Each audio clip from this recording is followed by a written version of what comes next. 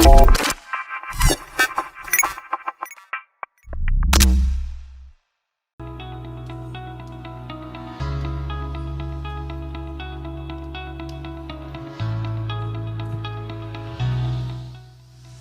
hari-hari ini sedang menggumulkan perubahan karakter. Saudara sadar bahwa ada hal-hal yang salah dalam kehidupan saudara. Masih ada dosa-dosa favorit. Saudara tahu saudara salah. Saudara tahu saudara harus berdoa kepada siapa. Tetapi saudara mungkin merasa beberapa waktu ini apa yang saudara lakukan sepertinya tidak ada perubahan. Sepertinya Tuhan tidak kerjakan pemulihan. Tuhan tidak kerjakan sesuatu lewat doa-doa saya. Saudara bertanya, di manakah kesetiaan Tuhan?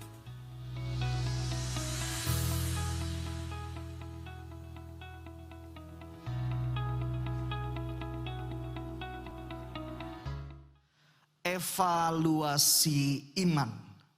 Saya berikan judul ini, evaluasi iman. Seperti biasa, saudara bisa dapatkan catatan lengkap dari khotbah sore hari ini di webblog saya www.corneliuskando.wordpress.com.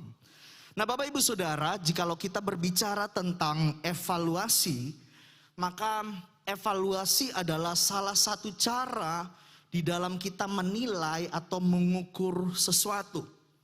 Nah, evaluasi memberikan kita sebuah gambaran yang sebenarnya mengenai apa yang sedang kita kerjakan.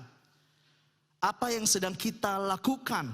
Seberapa baik atau seberapa buruk apa yang kita kerjakan atau apa yang kita lakukan. Mungkin kalau dalam dunia kerja apakah itu memenuhi target atau tidak. Nah, Bapak Ibu Saudara, jikalau kemudian kita berbicara tentang iman. Iman, kata iman ini adalah kata benda. Tetapi kemudian selanjutnya kata yang lebih akrab dalam telinga kita adalah percaya. Nah, kata iman dan kata percaya ini adalah istilah yang menggambarkan hubungan kita dengan Tuhan. Kehidupan iman kita, kehidupan percaya kita kepada Tuhan menggambarkan sejauh apa atau sedalam apa hubungan kita dengan Tuhan. Nah, tentu saudara, kita sudah belajar banyak hal tentang dimensi iman. Saya kemarin pernah disampaikan oleh Pak Yosef, pernah disampaikan oleh seluruh staf, oleh Pak Hani, dan kemudian dijelaskan panjang lebar oleh gembala tentang apakah arti iman. Nah, kalau kita bisa lihat di sini, tentu saudara bisa cek poin-poin itu tentang iman di website gereja, itu banyak sekali dicatat di sana, ditaruh dengan jelas, saudara bisa buka kembali, saudara bisa pelajari kembali. Nah, Bapak Ibu Saudara, demikian dengan iman, saya dan saudara juga butuh untuk dievaluasi. Iman saya dan saudara, kehidupan, kepercayaan, keyakinan kita kepada Tuhan perlu dievaluasi. Sebenarnya jikalau kita bergairah atau kita bersemangat dengan Tuhan, kita tidak akan malas, kita tidak akan malu untuk kemudian mengevaluasi kehidupan kepercayaan kita kepada Tuhan. Karena apa? Saking cintanya kita kepada Tuhan, kita pengen tahu status kita di hadapan Tuhan sudah sebaik apa. Apa yang kita kerjakan di dalam tahun-tahun pengiringan kita kepada Tuhan. Apakah itu sudah cukup berkenan di hadapan Tuhan, atau justru ternyata selama puluhan tahun kita jadi orang Kristen, kita kemudian tiap hari menyakiti hati Tuhan karena dengan perbuatan-perbuatan yang kita lakukan. Nah, Bapak Ibu Saudara, Tuhan dapat pakai siapapun untuk mengevaluasi kerohanian kita. Hari ini, sore ini kita dengar firman Tuhan, kita kembali lagi dievaluasi. Dari firman Tuhan kita tahu ada nilai-nilai yang kemudian kita dapat cocokkan dengan diri kita. Apakah saya sudah sesuai dengan ketentuan Tuhan? Apakah saya sudah sesuai dengan kehendaknya Tuhan? Apakah saya sudah tepat secara presisi mengikuti apa yang Tuhan sudah teladankan? Nah, pada sore hari ini kita akan melihat salah satu bagian firman Tuhan sebagai bahan acuan kita untuk kemudian kita menilai, kita mengevaluasi sejauh mana kehidupan iman kita, kehidupan kepercayaan kita. Kita buka dalam Ibrani 12 ayat yang pertama sampai yang ketiga. Tadi pagi Bapak Joy sampaikan ayat 5 sampai ayat 8. Kami enggak janjian saudara. Oke, kita akan lihat Ibrani 12 ayat 1 sampai ayat yang ketiga. Ibrani 12 ayat 1 sampai ketiga saya bacakan. Karena kita mempunyai banyak saksi, bagaikan awan yang mengelilingi kita. Marilah kita menanggalkan semua beban dan dosa yang begitu merintangi kita. Dan berlomba dengan tekun dalam perlombaan yang diwajibkan untuk kita. Ayat 2. Marilah kita melakukannya dengan mata yang tertuju kepada Yesus, yang memimpin kita dalam iman, dan yang membawa iman kita itu kepada kesempurnaan. Yang dengan mengabaikan kehinaan, tekun memikul salib ganti sukacita yang disediakan bagi Dia, yang sekarang duduk di sebelah kanan tahta Allah. Ayat yang ketiga. Ingatlah selalu akan Dia yang tekun menanggung bantahan yang sehebat itu terhadap dirinya dari pihak orang-orang berdosa, supaya jangan kamu menjadi lemah dan putus asa. Nah Bapak Ibu Saudara, jikalau kita melihat Ibrani pasal 12 ayat 1 sampai 3, tentu untuk memahami bagian ini kita perlu melihat bagian sebelumnya di dalam Ibrani pasal 11. Nah tentu ini adalah bagian kelanjutan dari penjelasan dalam Ibrani 11 yang menjelaskan kehidupan para saksi-saksi iman. Tokoh-tokoh Alkitab yang kemudian kehidupan iman mereka, kehidupan kepercayaan mereka kepada Tuhan, pengalaman-pengalaman mereka mengiring Tuhan, itu kemudian menjadi jejak, menjadi bahan bagi kita di dalam pengiringan kita kepada Tuhan hari ini. Nah dari ayat ini kita akan belajar beberapa hal untuk kemudian kita sekali lagi mengevaluasi, katakan evaluasi. Kurang keras, evaluasi. Ini akan menjadi bahan kita untuk mengevaluasi. Dari sini kita akan lihat bahwa Yesus menjelaskan, Yesus mengerjakan atau meneladankan hal-hal yang luar biasa. Ini sebuah peninggalan yang, sebuah teladan, sebuah jejak yang sungguh begitu berharga untuk setiap saya dan saudara. Ini apa yang Tuhan tunjukkan ini adalah sesuatu yang begitu berharga untuk kita ikuti, untuk kita teladankan. Nah mari kita lihat. Di poin yang pertama saya berdoa kiranya Tuhan Yesus menolong kita ketika evaluasi ini datang dalam kehidupan kita. Kita mengerti apa yang lagi kurang dalam kehidupan kita. Amin Bapak Ibu Saudara. Dan biarlah kuasa firman itu yang akan memulihkan kita. Kita mulai dengan yang pertama. Bahan apa yang kita bisa lihat di sini? Nilai-nilai seperti apa yang bisa kita lihat di sini? Yang pertama, menanggalkan beban dan dosa. Menanggalkan beban dan dosa. Saudara lihat Ibrani 12 ayat 1 kembali kita lihat. Karena kita mempunyai banyak saksi bagaikan awan yang mengelilingi kita. Marilah kita menanggalkan semua beban dan dosa yang begitu merintangi kita. Nah Bapak Ibu Saudara, dari ayat ini, dari kalimat dalam firman Tuhan ini kita bisa melihat bahwa menanggalkan beban dan dosa itu menjadi ketentuan yang penting bagi orang Kristen. Itu menjadi sebuah persyaratan yang penting bagi orang Kristen di dalam sebuah perjalanan hidupnya, di dalam sebuah perjalanan imannya. Kalau saudara teliti dalam Ibrani pasal 11, di sana mencatat tokoh-tokoh Alkitab yang luar biasa, yang mereka memiliki pengalaman yang sama. Ketika mereka kemudian ada dalam sebuah perjalanan iman dengan Tuhan, mau tidak mau Tuhan harus proses mereka untuk menanggalkan beban dan dosa. Ketika mereka memulai perjalanan atau perlombaan iman mereka, mereka menanggalkan segala kehidupan lama, segala beban yang menghambat mereka, segala dosa yang merintangi mereka. Saya nggak catat di situ, tapi bisa saudara catat sendiri.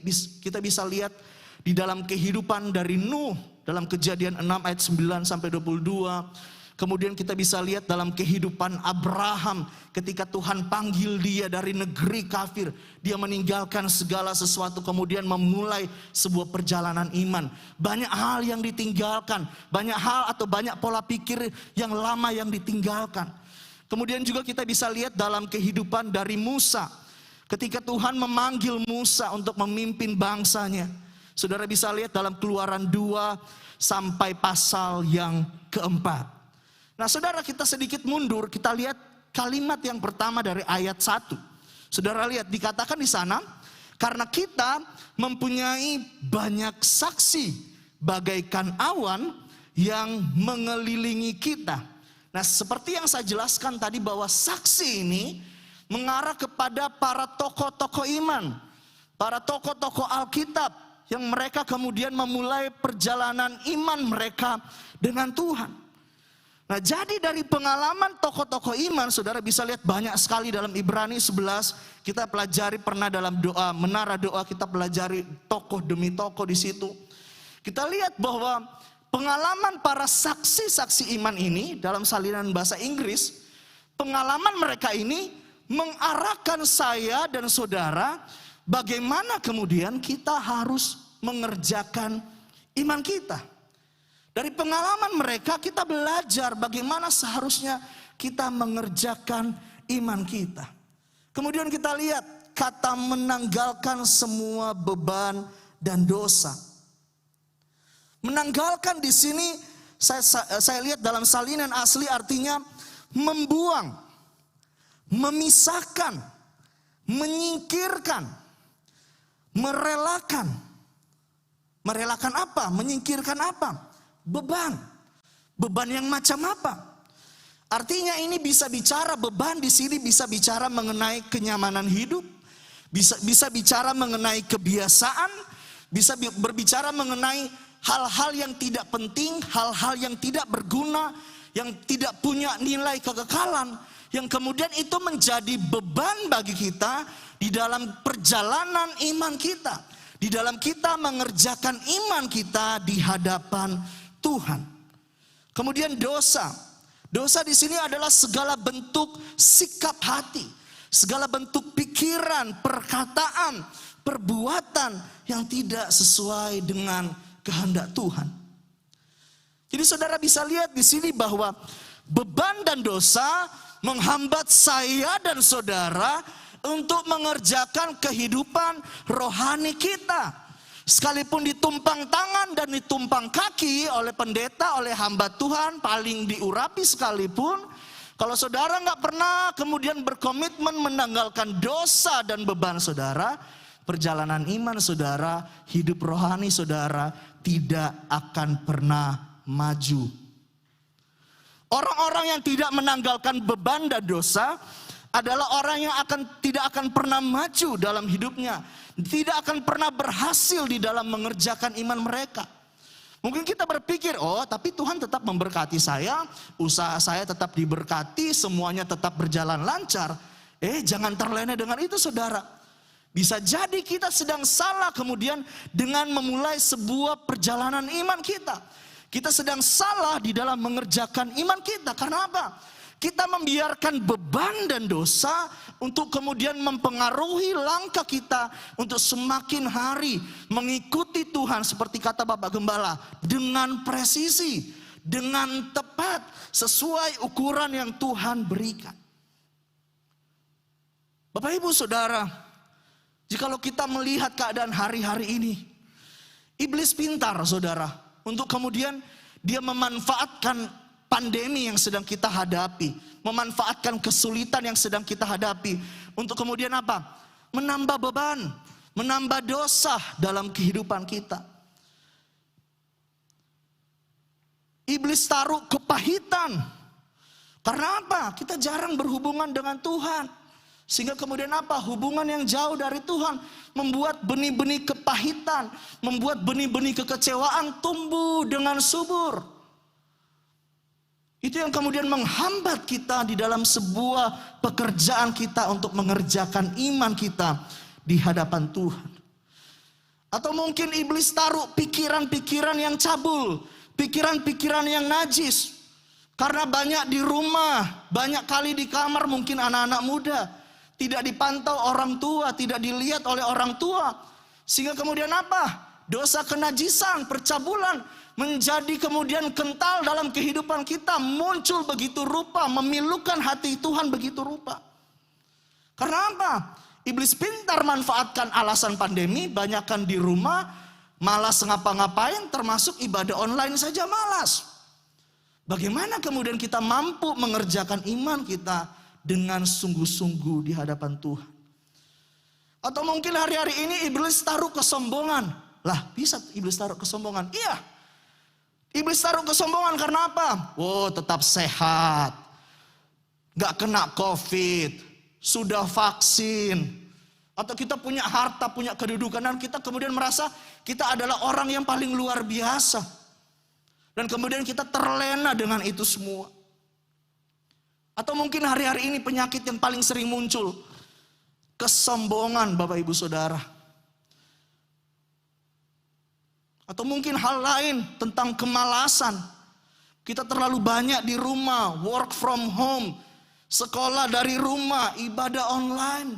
Dan akhirnya kemudian seakan-akan membuat kita malas untuk ngapa-ngapain. Bangun pagi aja untuk bersyukur, 1 menit, 2 menit aja rasanya malas sekali. Apalagi ibadah, tambah malas lagi. Mungkin badannya mungkin di gereja ibadah onsite, tapi hatinya sudah terlalu malas untuk ngangkat tangan menyembah Tuhan. Ngangkat tangan memberikan pujian kepada Tuhan. Sekali lagi Bapak Ibu Saudara, orang-orang yang tidak menanggalkan beban dan dosa mereka akan menjadi orang-orang yang kalah di dalam perlombaan iman mereka. Mereka akan jadi orang-orang yang gagal di dalam mengerjakan iman mereka. Sekalipun kita puluhan tahun dalam gereja, kita mengaku sebagai orang Kristen, tetapi tanpa kita menanggalkan beban dan dosa, tanpa kita menanggalkan hal-hal yang mengikat kita, hal-hal najis yang mengikat kita, jangan harap kita bisa maju di dalam mengerjakan iman kita di hadapan Tuhan. Evaluasi yang pertama, sudahkah hari ini kita benar-benar menanggalkan beban dan dosa kita? Saudara gak jawab? Saudara jawab dalam hati saudara. Saudara yang timbang sendiri, saudara yang pikir-pikir sendiri. Kalau ada masih ada dosa-dosa favorit, ada hal-hal yang menghambat kita untuk benar-benar hidup seperti yang Tuhan mau. Mari hari ini kesempatan untuk kita datang kepada Tuhan, meminta Dia pulihkan keadaan kita. Amin Bapak Ibu Saudara. Kita lanjut ke bagian yang kedua. Nilai yang kedua. Yang kedua, menekuni, tekun. Kembali kita baca ayat ini, Ibrani 12 ayat 1 dan saudara lihat penekanan saya. Karena kita mempunyai banyak saksi bagaikan awan yang mengelilingi kita. Marilah kita menanggalkan semua beban dan dosa yang begitu merintangi kita. Dan berlomba dengan apa saudara? Tekun dalam perlombaan yang diwajibkan bagi kita. Nah saudara lihat di sini. Tekun, berlomba dengan tekun, mengerjakan iman dengan tekun. Di sini kita bisa melihat bahwa ketekunan adalah bagian penting lainnya yang harus kita lakukan untuk kita mengerjakan iman kita. Ketekunan adalah salah satu kunci kemenangan orang-orang percaya di dalam perlombaan iman mereka. Ketekunan kalau kita pikir, kalau kita coba renungkan. Ketekunan ini tidak dibentuk dari kemudahan-kemudahan hidup. Tetapi ketekunan ini dibentuk dari bagaimana proses kita melewati kesulitan-kesulitan kehidupan yang Tuhan izinkan untuk menguji kita. Ketekunan tidak lahir dari kemalasan, tapi dari sebuah keaktifan, kerajinan di dalam mengerjakan iman. Ketekunan tidak terbentuk dari waktu-waktu yang singkat, tetapi ada proses yang panjang, ada proses yang menyakitkan, ada proses yang tidak enak di sana. Tetapi saudara lihat seperti Roma 5 ayat 4, saudara bisa buka di rumah bahwa dikatakan ketekunan menimbulkan tahan uji. Artinya ketekunan kita kemudian di dalam mengerjakan iman kita akan menghasilkan suatu kualitas yang luar biasa. Tuhan senang melihat ada ketekunan dari umat-umat Tuhan. Tuhan senang lihat jemaat Mahanaim tekun beribadah onsite, tekun beribadah online, dan banyak ketekunan-ketekunan lainnya. Amin, Bapak Ibu Saudara. Nah, kita akan lihat di sini sebentar kata tekun. Dalam salinan asli, kata tekun ini diartikan sebagai suatu ketabahan, sabar. Bicara juga tentang ketahanan di sana. Jadi ada ketabahan, sabar, dan ketahanan. Aduh, sabar aja susah ya saudara. Ini udah tabah, sabar, dan tahan. Itu yang dimaksud dengan tekun. Nah, di sini kita bisa lihat bahwa orang-orang yang tekun mengerjakan imannya, mereka adalah orang yang tidak membelok atau tidak membelot dari tujuan atau kesetiaan iman mereka. Mereka benar-benar sekali ngomong, sekali Yesus, tetap Yesus. Maka itu yang akan mereka lakukan sepanjang kehidupan mereka. Tak peduli kesulitan-kesulitan dan tantangan yang harus mereka terima. Nah, Bapak Ibu Saudara, berarti secara sederhana ketekunan kita dapat dilihat dari disiplin kita terhadap hal-hal yang menunjang pertumbuhan iman kita. Mungkin saudara bertanya, hal apa saja yang bisa menunjang pertumbuhan iman kita? Yang paling sederhana, yang paling dekat dengan saudara, baca Alkitab. Baca Alkitab ini salah satu bentuk disiplin rohani, bentuk ketekunan kita di dalam kita mengerjakan iman kita. Yang bawa Alkitab bisa tunjukkan? Yang bawa HP suci berisi Alkitab? Ya, semua bawa ya, nggak mungkin lagi nggak bawa Alkitab. Semua pada bawa Alkitab. Tapi pertanyaannya, Alkitabnya dibuka tiap hari apa saudara? Hari Minggu, hari Sabtu, dan kemudian menjadi pajangan? Atau mungkin kalau di handphone kita, itu hanya dibuka setiap hari Minggu. Dan Senin sampai Sabtu itu tidak pernah dibuka. Oh saudara berkelakar, iya kan ada renungan, ada kesaksian. Tetapi membaca firman Tuhan, menekuni membaca firman Tuhan secara pribadi, itu jauh lebih powerful. Itu jauh lebih kemudian membawa kita dalam pemahaman-pemahaman, pengertian-pengertian kita. Apa disiplin lain? Apa hal-hal yang menunjang pertumbuhan kita? Pertumbuhan iman kita. Berdoa. Saya rasa sini semua tahu berdoa. Sekalipun doa pribadi, doa makan, doa tidur. Tapi kita semua tahu berdoa. Tapi pernahkah kita berpikir, pernahkah kita membangun sebuah disiplin, membangun komitmen untuk memiliki kehidupan doa? Entah itu setiap hari 5 menit, 10 menit, bukan doa makan. Tapi benar-benar doa di mana Tuhan, aku pengen menyembah Tuhan. Tuhan bicara sesuatu, ingatkan firman-Mu. Tuhan, untuk situasiku ini apa kira-kira yang Tuhan mau ingatkan ke saya? Dalam keluarga, dalam pekerjaan, apa yang Tuhan mau bicara? Atau mungkin hal yang lain di dalam mendengarkan dan melakukan firman. Saudara lagi dengar firman sekarang. Kalau saudara rajin, 1 tahun 52 kali kita dengarkan firman. Hanya di hari Minggu. Belum dengan renungan dari YouTube tiap hari. Belum dengan kemudian dengan firman Tuhan yang kita dengar di tempat lain. Kita hitung berapa banyak. Tetapi kemudian kita kembali mengevaluasi. Berapa banyak yang kita dengar dan berapa banyak yang kita mau komitmen. Yang kita mau tekuni untuk dilakukan. Sekalipun saudara dengar khotbah tentang pengampunan puluhan kali, ratusan kali. Kalau saudara gak pernah menekuni untuk belajar kemudian mengampuni seseorang. Mengasihi dia dengan benar-benar kasih yang tulus. Kita tidak akan pernah maju di dalam kehidupan kita. Saudara lihat kalimat selanjutnya. Dikatakan di dalam perlombaan yang diwajibkan bagi kita. Di sini saya memahami bahwa apa? Ketika kita kemudian percaya kepada Tuhan, kita mau tidak mau harus berlomba. Kita harus menekuni perlombaan iman. Sebagai orang percaya kita harus benar-benar mengerjakan iman kita di hadapan Tuhan. Karena kalau kita lihat dalam bagian lain firman Tuhan bahwa apa? Setiap masing-masing dari saudara yang mati besok, yang mati kemarin, yang akan mati nanti. Kita akan menghadap Tuhan. Kalau saudara nggak mati diangkat Tuhan, puji Tuhan. Tetapi masing-masing kita akan mempertanggungjawabkan perjalanan iman kita.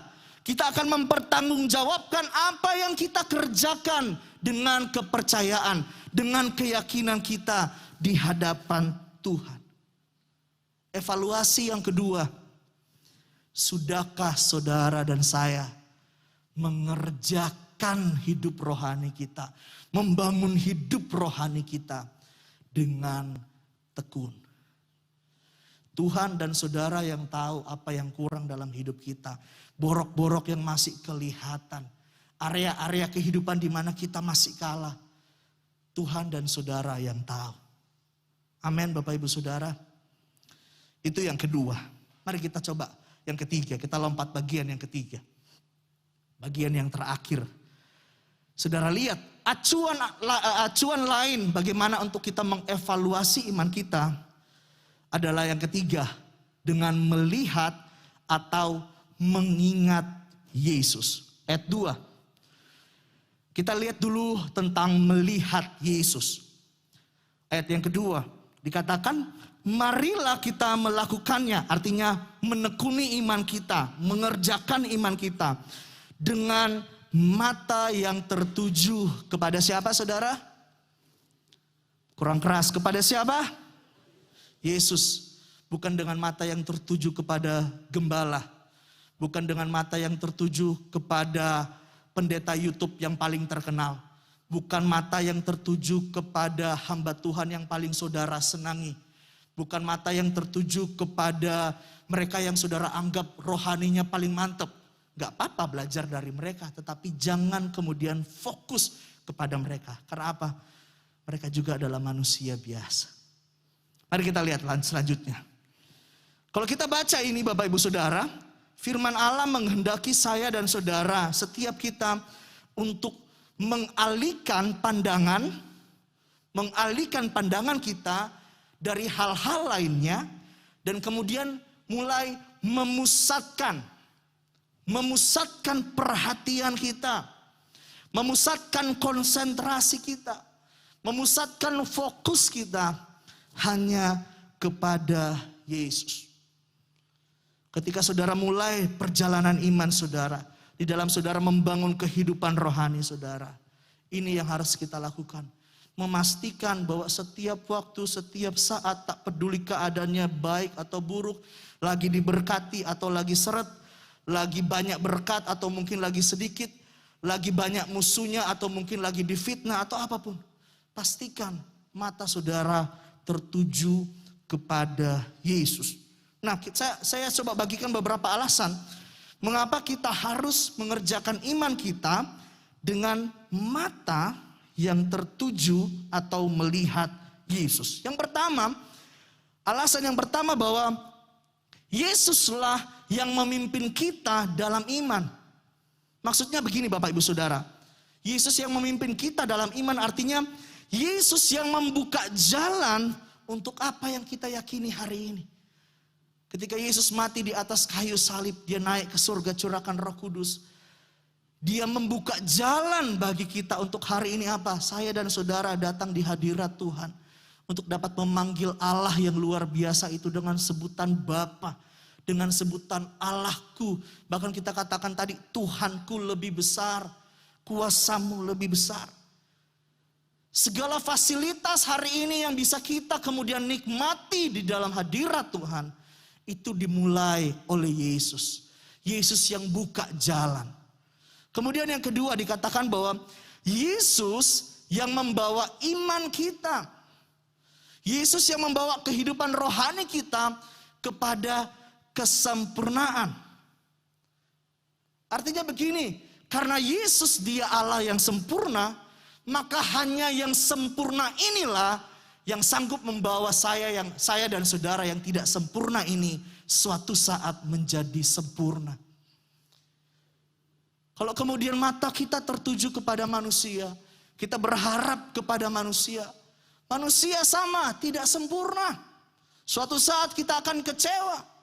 Tetapi ketika mata saudara terarah kepada Tuhan, di dalam saudara membangun hidup rohani saudara, di dalam bahkan saudara mengerjakan hal apapun dalam kehidupan saudara, Jikalau mata saudara tertuju kepada Tuhan, ada perkara-perkara yang luar biasa yang Tuhan sanggup kerjakan. Kemudian alasan yang ketiga, mengapa mata kita harus tertuju atau kita melihat Yesus? Sebab apa? Yesus ini dia abaikan kehinaan, tetapi kemudian dia tunjukkan ketekunan. Ketika dia mati di atas kayu salib. Dia katakan dalam doanya, Tuhan kalau boleh cawan ini boleh lalu daripadaku. Tetapi apa? Dia ingat. Dia menekuni. Yesus meneladankan sebuah ketekunan. Jadi apa hari ini orang Kristen? Kita memiliki teladan iman yang luar biasa. Kita memiliki pemimpin yang luar biasa. Namanya Yesus. Tidak ada cacat celah kepadanya. Tidak ada sesuatu yang buruk kepada Yesus. Hari ini di dalam saudara membangun sebuah kehidupan rohani saudara. Mari pandang kepada Yesus. Kemudian yang keempat dikatakan di sana bahwa Yesus yang sekarang duduk di sebelah kanan tahta Allah. Saudara lihat di sini. Saya tulis di sini bahwa sebagaimana sorga menghormati Yesus. Ketika Yesus kembali ke sorga, dia duduk di sebelah kanan tahta Allah. Demikian bahwa Yesus pun akan menghormati orang-orang percaya. Akan memberikan upah, Bapak Gembala katakan. Akan memberikan upah kepada mereka yang benar-benar tekun, setia membangun kehidupan rohani mereka. Bapak Ibu Saudara, kalau kita pikir, kalau kita coba renungkan, kadangkala kegagalan di dalam kita membangun hidup rohani kita. Karena apa?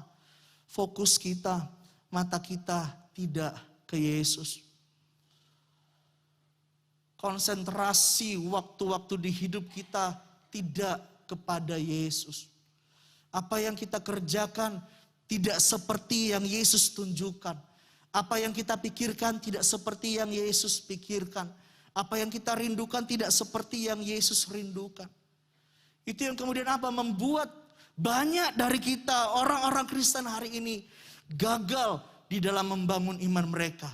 Ada beberapa mengatakan alasan, ya iya kayak karena pandemi, iya karena COVID-19, iya karena lagi PPKM, iya karena lagi PPKM level 1, 2, 3, 4 dan sebagainya.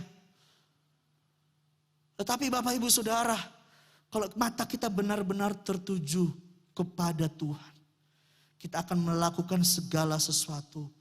Kita akan korbankan segala sesuatu untuk benar-benar membangun hidup rohani kita. Karena kita tahu kita nggak akan hidup selamanya.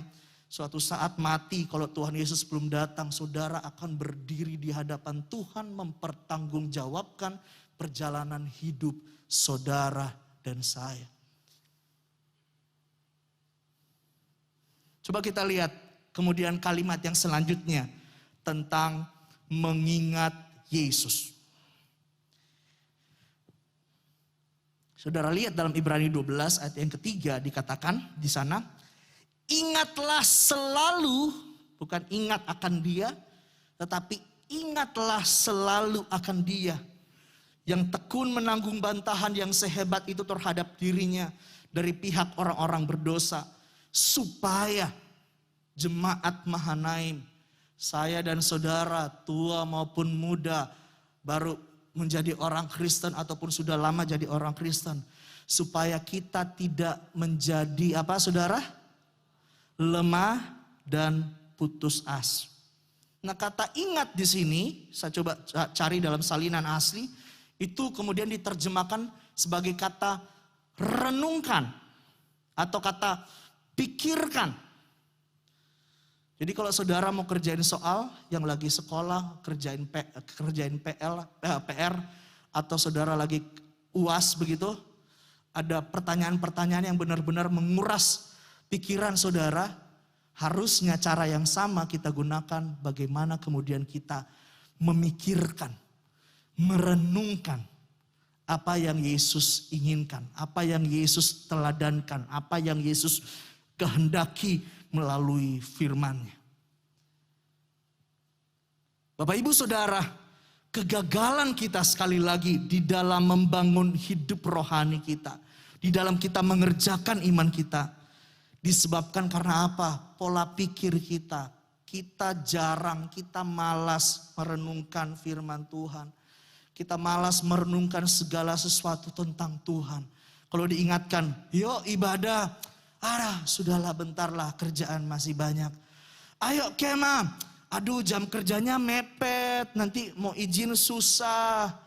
Ayo ibadah, ayo doa, aduh lagi sakit. Ayo doa, ayo ibadah. Aduh lagi begini, aduh lagi begitu. Keadaan-keadaan di sekitar kita kemudian seperti mengikis kerinduan kita untuk bagaimana kita bersekutu dengan Tuhan. Atau mungkin seringkali ditipu oleh iblis dengan pemahaman-pemahaman yang salah tentang Tuhan. Kita berpikir, mungkin ada orang Kristen hari ini masih berpikir bahwa Yesus itu jimat. Atau Yesus itu sesuatu yang mendatangkan keberuntungan. Kemudian berpikir dengan datang kasih persembahan yang banyak bisa mensogok Yesus untuk kemudian memberkati hidup. Tetapi sebenarnya itu tidak kemudian membuat hati Tuhan disenangkan. Itu kemudian menjadi sebuah cara yang salah di dalam kita mengerjakan iman kita. Atau hari ini iblis pintar memanfaatkan pikiran kita bukan untuk mengingat apa yang dikatakan oleh firman Tuhan. Bukan untuk mengingat apa yang disampaikan oleh Yesus. Iblis taruh kepahitan, iblis taruh kecemasan, iblis taruh kekhawatiran untuk apa? Kita hanya pikir hal yang lain. Kita hanya ingat-ingat, aduh orang ini salah begini. Aduh kalau ketemu orang ini, aduh salahnya minta ampun. Aduh jahatnya minta ampun. Atau kemudian kita ditipu untuk hanya memikirkan hal-hal yang sifatnya hanya jasmani. Setiap waktu di hidup kita hanya pikir bagaimana cari uang yang banyak. Bagaimana kemudian jadi orang yang paling berhasil.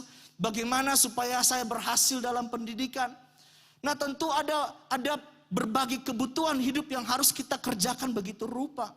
Tetapi jangan sampai itu kemudian melupakan kita. Kemudian membuat kita lupa tentang Yesus. Membuat kita lupa untuk harusnya mengerjakan iman kita. Untuk membangun kehidupan rohani kita di hadapan Tuhan. Kalau kita benar-benar mencintai Yesus. Kita pengen benar-benar kehidupan kita dinilai oke, dinilai luar biasa oleh Tuhan. Kita tentu kemudian akan mengusahakan diri kita sesibuk apapun.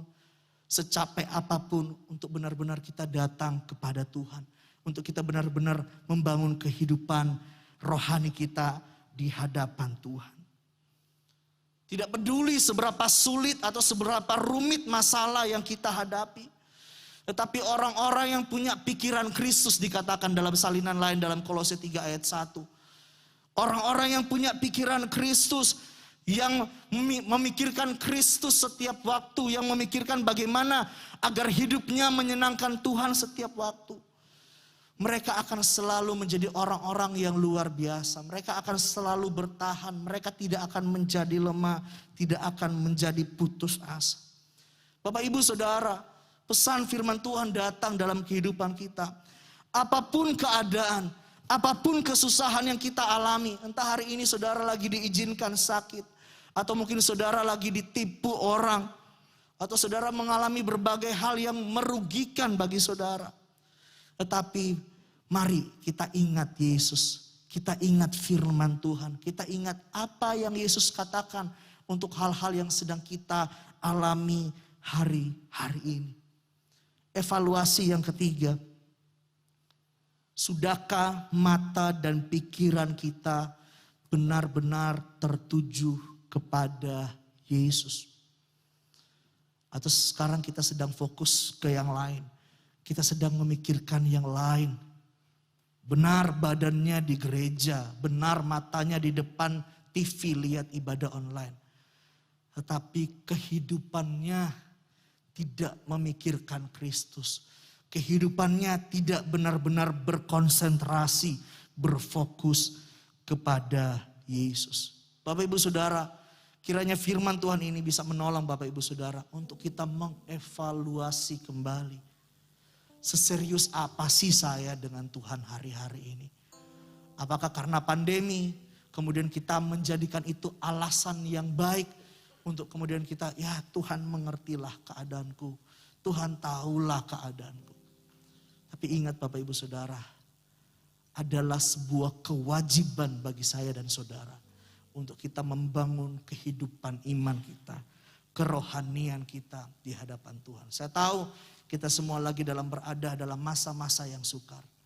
Tetapi orang-orang yang punya pikiran Kristus, mereka yang selalu memikirkan Kristus, matanya terarah kepada Kristus, mereka tidak akan membiarkan dunia, tidak akan membiarkan hal lain menjauhkan mereka dari Kristus.